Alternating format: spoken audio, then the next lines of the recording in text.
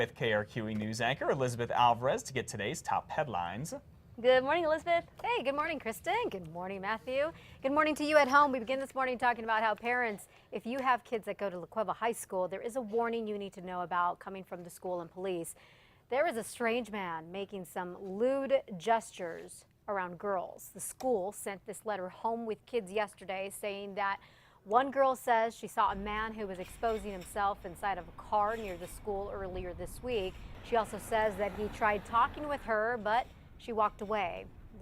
Last week, another student apparently said that a man who looked the same made some suggestive comments to her. Police will have extra patrols in the area today. The minimum wage debate in a restaurant here in Albuquerque is not cooling down. In fact, it is heating up. We're talking about a bat now, a machete, and threats of a lawsuit and restraining order.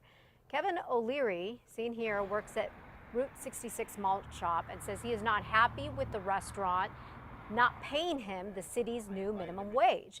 This employee says that this week, the owner's son, Andrew Zeman, who also works at the malt shop, showed up at O'Leary's home with a baseball bat and machete. And I said to him, "What did you bring that for, to bash my head in?" His response was, "Well, I was going to at first, but then I just wanted to talk to you." There was a flash through my head of him assaulting me. I was in fear. O'Leary alleges that Zeman would not leave until the cops got called.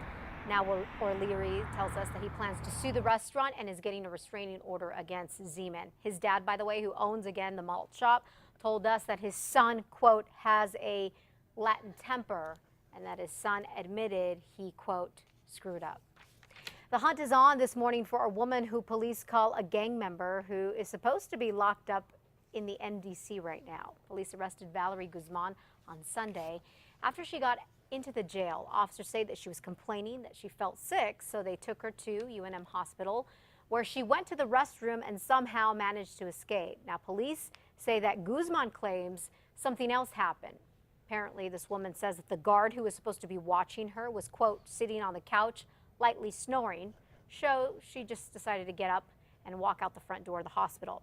The corrections officer, by the way, involved is now suspended from work. The nearly $6 billion state budget is on its way to the state Senate. The House overwhelmingly approved it yesterday, giving more money to schools and government programs, along with a 1% raise for state workers and teachers.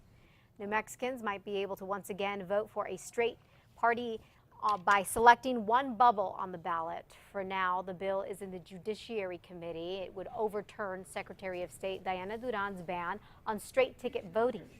Democratic Senator Michael Sanchez of Belen said restoring straight party voting would be helpful, especially for the elderly, by, quote, allowing them to vote faster. You'll see more lights, camera, and action in Albuquerque in the next few months. Enemy Way, starring Forrest Whitaker, will start production around the Duke City and also in Deming come April. It's about an ex-convict who gets a chance to rebuild his life. Whitaker, by the way, was here last year shooting The Last Stand.